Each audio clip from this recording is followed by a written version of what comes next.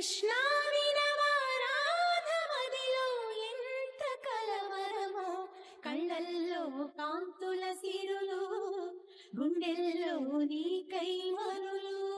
దూర వెన్నెలలో జారు వేళలో కన్నెరాధ కదిలే, మధుర రాగమొకటాలకించి తన ప్రియుని కొరకు వెతికే.